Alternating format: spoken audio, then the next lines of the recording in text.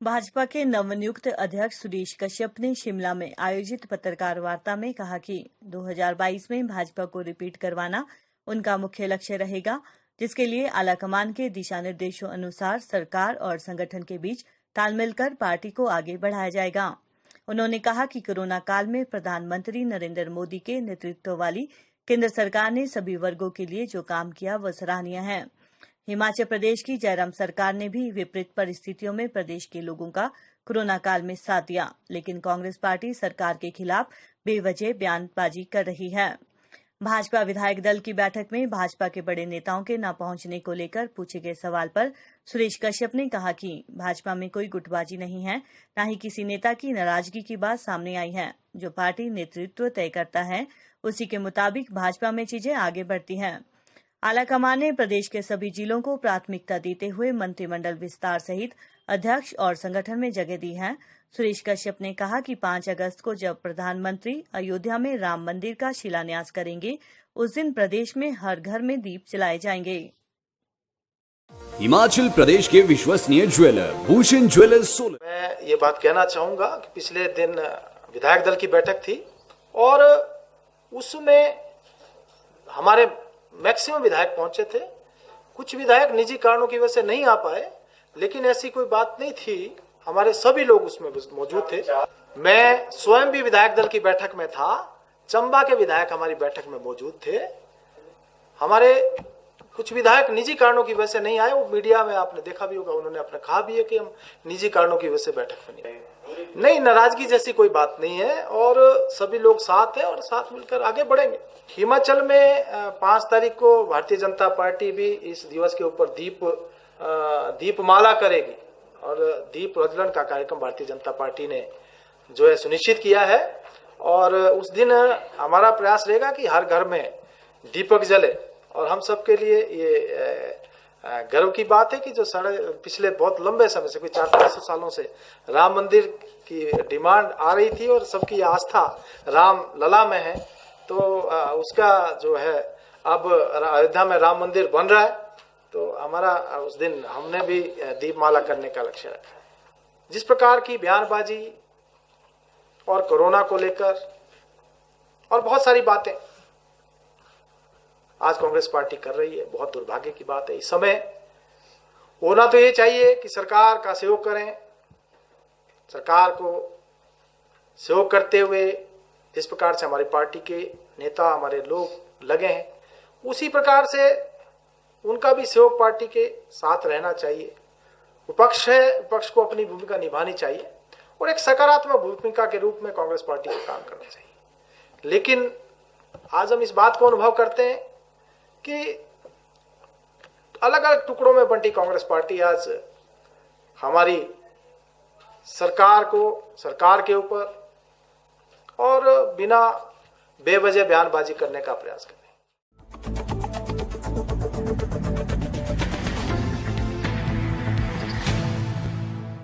लगातार कोरोना मामले बढ़ रहे हैं। अब तो सचिवालय भी कोरोना से बच नहीं पाया है। कोरोना से बचने के लिए सचिवालय तक के कर्मियों को आंदोलन करना पड़ रहा है। कांग्रेस ने सचिवालय कर्मियों की मांगों का समर्थन किया है। सरकार कोरोना से निपटने के लिए पूरी तरह नाकाम रही। लोगों को राहत देने के बजाय सरकार ने कर पर कर लगाए, बस किराया तक बढ़ा दिया। मजबूरन कांग्रेस को सड़कों पर उतरना पड़ा।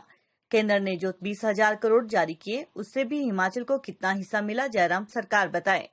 ये बात कांग्रेस पार्टी प्रदेश अध्यक्ष कुलदीप सिंह राठौर ने शिमला में पत्रकार वार्ता में कही। उन्होंने कहा कि सरकार हिमाचल में कोरोना काल में एकत्रित किए करोड़ों रुपए का लेखा जोखा जनता के सामने रखे। भाजपा सरकार कोरोना काल में लूट का अवसर ढूंढ रही है, जिसका ताजा उदाहरण कोरोना काल में हुए घोटाले हैं। राठौर ने कहा कि कांग्रेस जब सरकार की जनविरोधी नीतियों के खिलाफ आवाज उठाती है तो उन पर मामले दर्ज होते हैं, जबकि सरकार लगातार समारोह कर सोशल डिस्टेंसिंग की धज्जियां उड़ा रही है। भाजपा के प्रवक्ता मंडी से आकर शिमला में सचिवालय से लेकर हाईकोर्ट तक में संक्रमण फैलाते हैं। नादौन के नेता दूसरे लोगों को संक्रमित करते हैं।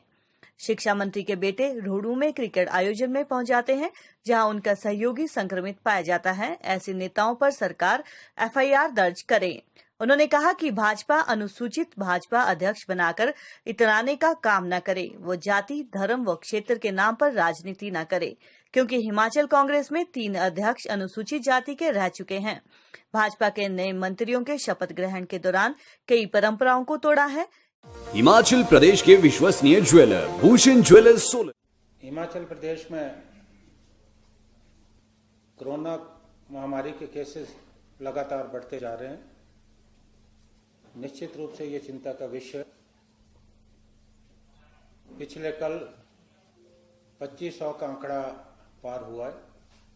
1000 से ज्यादा जो है एक्टिव केसेस हैं। और अब तो कोरोना के जो केसेस हैं वो हिमाचल के हर जिले में दस्तक दे रहे हैं। यहाँ तक कि जो देश का सचिवालय वो भी ये छूता नहीं रहा। 8 दिनों में 3 से ज्यादा पॉजिटिव केसेस सचिवालय में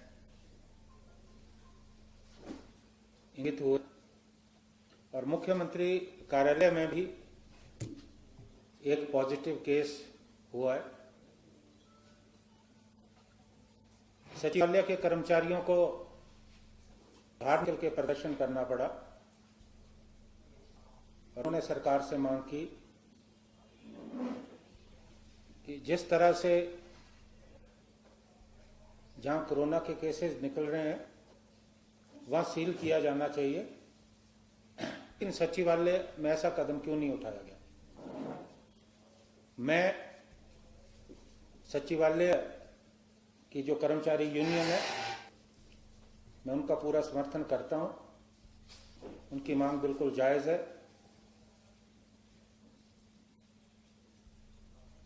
ये नियम सचिवालय में लागू क्यों नहीं हो रहा? आप पूरा का पूरा गांव सील कर देते हो, पंचायत सील कर देते हो। अब जो कर्मचारी पॉजिटिव निकला है वो सचिवालय में कितने लोगों से मिला होगा, कहां गया होगा। लेकिन शायद सरकार ने अपनी किरकिरी से बचने के लिए कदम उठाए, क्योंकि अगर सचिवालय सील होगा तो पूरे प्रदेश में एक नकारात्मक संदेश जाएगा। इसलिए मुझे लगता है सरकार ने सचिवालय के कर्मचारियों की जान को जोखिम में डाला है और हम इसकी भर्त्सना करते हैं कि हिमाचल में लगातार जो ये मामले बढ़ रहे हैं, कहीं ना कहीं इसमें सरकार बहुत बड़ी लापरवाही रही है।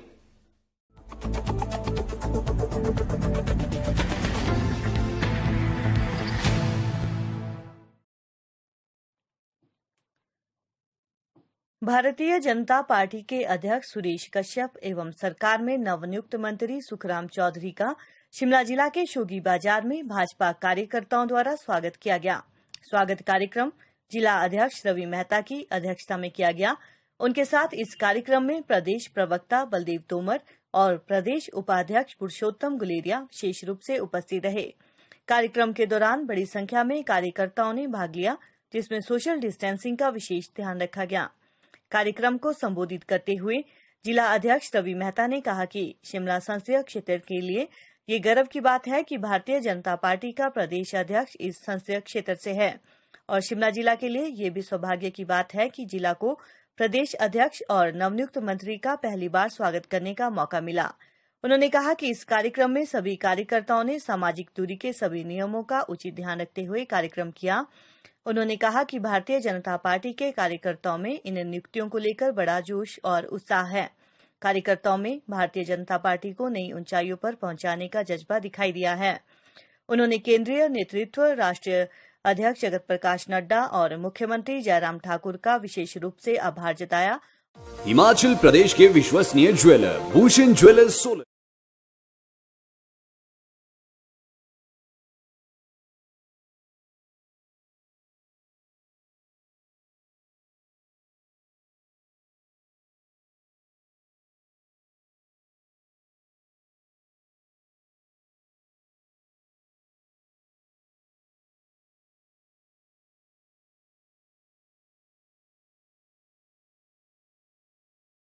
ये सौभाग्य है कि पूरे प्रदेश भर में हमने इस कोरोना टाइम में सोशल डिस्टेंसिंग के आधार पर आज प्रदेश अध्यक्ष जी सुरेश कश्यप जी का और हमारे जो नए मंत्री शिमला संसदीय क्षेत्र से जो बने हैं सुखाम चौधरी जी, उसका सौभाग्य शिमला जिला को मिला। और शिमला जिला में भी सबसे पहले शोगी में जो ये स्वागत हो रहा है, उसके लिए मैं सभी कार्यकर्ताओं का, यहाँ के सभी आम जन जो यहाँ पर उपस्थित एकत्र हुआ है, उसने पूरे प्रोटोकॉल जो कोविड-19 का है उसको फॉलो किया है।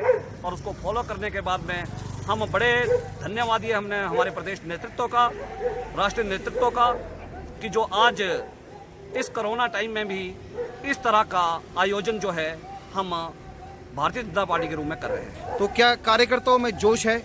पूरा उत्साह प्रदेश भर के कार्यकर्ताओं में है। वो उत्साह यहाँ शिमला जिला के कार्यकर्ताओं में भी, जो माननीय मुख्यमंत्री जयराम ठाकुर जी ने 3 मंत्री अभी नियुक्त किए और साथ साथ में हमारे नए प्रदेश के जो नवनियुक्त प्रदेश अध्यक्ष सुरेश कश्यप जी हैं, उनकी नियुक्ति हुई है। उनका उत्साह कार्यकर्ताओं में, हमारे नेताओं में और आम जन तक में भी, नीचे तक में वोट हुआ है। उसके लिए मैं मुख्यमंत्री जी का भी बहुत बहुत आभारी हूँ।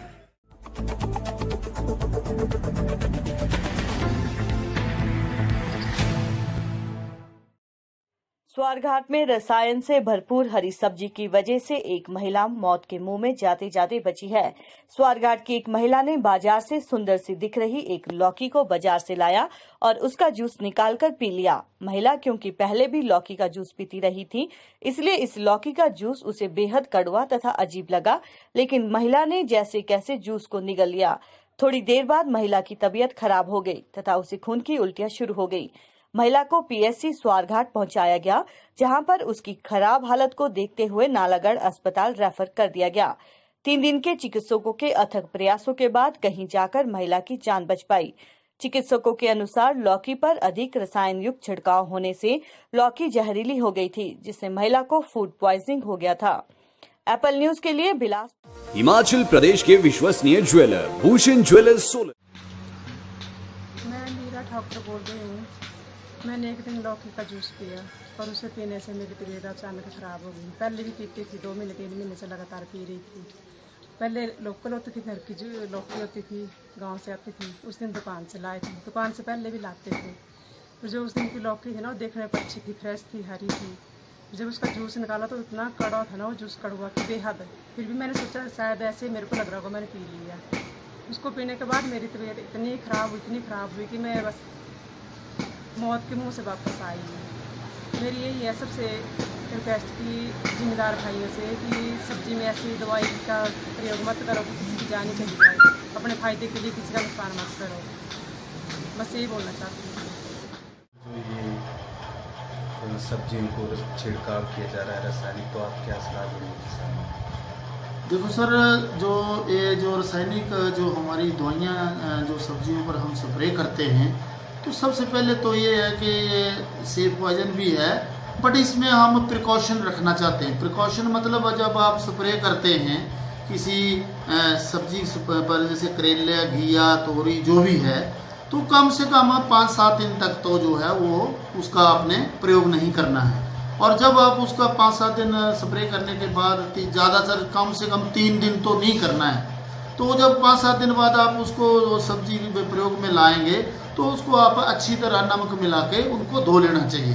क्योंकि इसमें जो कई बार ऐसा होता है कि ताज़ा स्प्रे लोग करते हैं और दूसरे दिन या उसी दिन जो है उसके यूज़ कर लेते हैं खाने के लिए, तो उसमें फूड पॉइजनिंग का डर रहता है।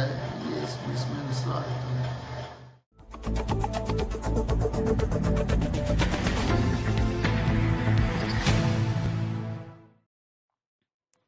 बुधवार देर शाम एक युवती के साथ हुए दुष्कर्म का मामला ब्रौ और रामपुर थाने के बीच लटका रहा। पीड़िता जिला कुल्लू के विकास खंड निर्मंड के तहत ब्रौ की रहने वाली है, जो बुधवार को ब्रौ से गायब हुई थी, जिसका मामला परिजनों ने ब्रौ थाने में दर्ज करवाया था, लेकिन ब्रौ पुलिस द्वारा युवती को खोजने की कोई कोशिश नहीं की गई। वीरवार को पीड़िता, जो कि मानसिक रूप से भी कमजोर बताई जा रही है, रामपुर के बस स्टैंड में परिजनों को मिली। पीड़िता के पिता ने जब युवती से गायब होने के बारे में पूछा तो उसने बताया कि बुधवार को ननखड़ी का रहने वाला एक युवक उसे शादी का झांसा देकर वहां से ले गया था और उसके साथ दुष्कर्म किया। इतना ही नहीं, आरोपी युवक पीड़िता को छोड़ने भी रामपुर स्वयं आया था, जिसके बाद वे दुष्कर्म का मामला दर्ज करवाने के लिए ब्रौ थाने गए तो पुलिस ने मामला दर्ज करने से इनकार कर दिया। जब ब्रौ थाने में हर संभव कोशिश करने के बाद भी मामला दर्ज नहीं हुआ तो उन्हें मजबूरन रामपुर थाने आना पड़ा, जहां पर एसडीपीओ रामपुर अभिमन्यु वर्मा ने उनका पूरा सहयोग किया और पूरे मामले की जानकारी उच्च अधिकारियों तक पहुंचाई। इसके बाद जैसे ही पूरा मामला मीडिया के ध्यान में आया तो ब्रौ पुलिस ने उच्च अधिकारियों के दिशा निर्देश के बाद वीरवार देर शाम को दुष्कर्म का मामला दर्ज कर लिया। हिमाचल प्रदेश के विश्वसनीय ज्वेलर भूषण ज्वेलर्स सोलन। मेरा नाम बुधराम है। मेरी बेटी बुधवार से गुम थी, जिसकी मैंने ब्रौ पुलिस स्टेशन में कंप्लेंट लिखवाई, लेकिन उन्होंने ढूंढने में कोई मदद नहीं दी। मैंने अब खुद उसको ढूंढा, जो कि मेरे को वीरवार आज 10 साढ़े 10 बजे रामपुर बस स्टैंड में मिली और फिर मैंने उसको ब्रौ पुलिस स्टेशन में खुद ले गया। मेरे को बेटी से बात करने से पता चला कि उसके साथ दुष्कर्म हुआ है और फिर मैंने ब्रौ पुलिस वालों को एफआईआर लिखने के लिए बोला, लेकिन उन्होंने मना कर दिया कि हम इसकी एफआईआर नहीं लिख सकते हैं। तो फिर मैं रामपुर पुलिस स्टेशन में आया, उन्होंने मेरी मदद की और इन्होंने मेरी एफआईआर लिखी। अभी एक लड़की के माता पिता और अभिभावक जो है मेरे से मिलने आए। और लड़की से भी बातचीत हुई। इसने बताया कि इसको एक लड़का जो है जो ननखरी का रहने वाला है और इससे फ़ोन पर बात करता था। कल वो ब्रौ में आया और ब्रौ से इसको बहला करके ले गया, शादी का झांसा दे करके, और उसके साथ वहाँ पर दुष्कर्म किया ननखरी का। जो मामला जो अभी तक वो है वो ब्रौ थाने के अंदर पाया जा रहा है। तो अभी मेरी उच्च अधिकारियों से बात हो रही है कि इस मामले में हम गंभीर हैं, लेकिन जो एफआईआर है प्राथमिकी जो दर्ज होगी जहाँ का जुरिस्डिक्शन है वहाँ होगी ब्रौ में। तो मेरी वहाँ के अधिकारी से भी बात हुई है, तो अभी जल्दी ही इस पर कुछ न कुछ निर्णय होगा और एफआईआर की जाएगी।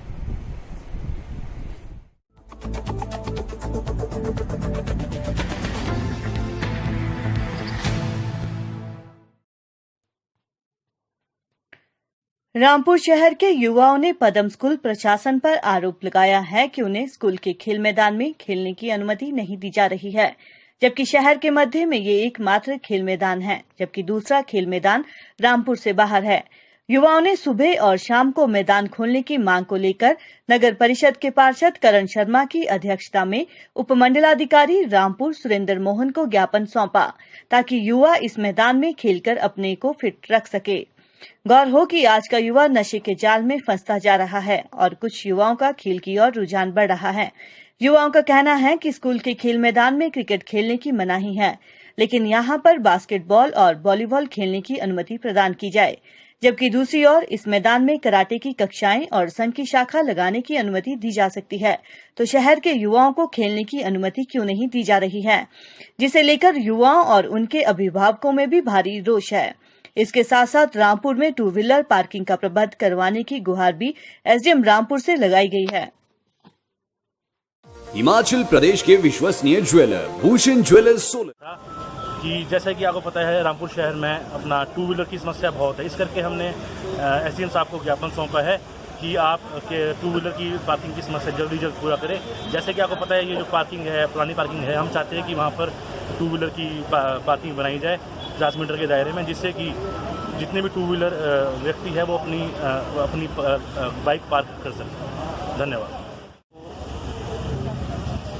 आज हमने एसडीएम साहब को 2 ज्ञापन सौंपे नगर परिषद की तरफ से, जिसमें कि पहला मुद्दा हमारा ये था कि जितने भी यूथ रामपुर के हैं उनको जो है खेलने की समस्या काफ़ी ज़्यादा है। जैसे आपको पता है सिर्फ रामपुर में सिर्फ एक ही ग्राउंड है, पाठमा ग्राउंड, जिसमें कि जो हमारी रामपुर की जनसंख्या 9000 के करीब है, वहाँ के यूथ है, वहाँ का खेलने का उनका प्रबंध वहाँ नहीं हो सकता, ये पॉपुलेशन बहुत ज़्यादा है। इसलिए हम चाह रहे थे कि जो भी बाज़ार के लड़के या आसपास के जो लड़के हैं उनके लिए यहाँ पर भी खोला जाए हाई स्कूल, आपकी जैसे बास्केटबॉल हो गया, बैडमिंटन हो गया, आपका वॉलीबॉल हो गया, ताकि उनको सहूलत बने। जैसे आपको पता है कि जो आज का यूथ है वो नशे की तरफ ज़्यादा बढ़ रहा है, तो इसलिए हम चाहेंगे कि प्रशासन इस और ध्यान दे ताकि यूथ खेल कूद की तरफ ज़्यादा बढ़े।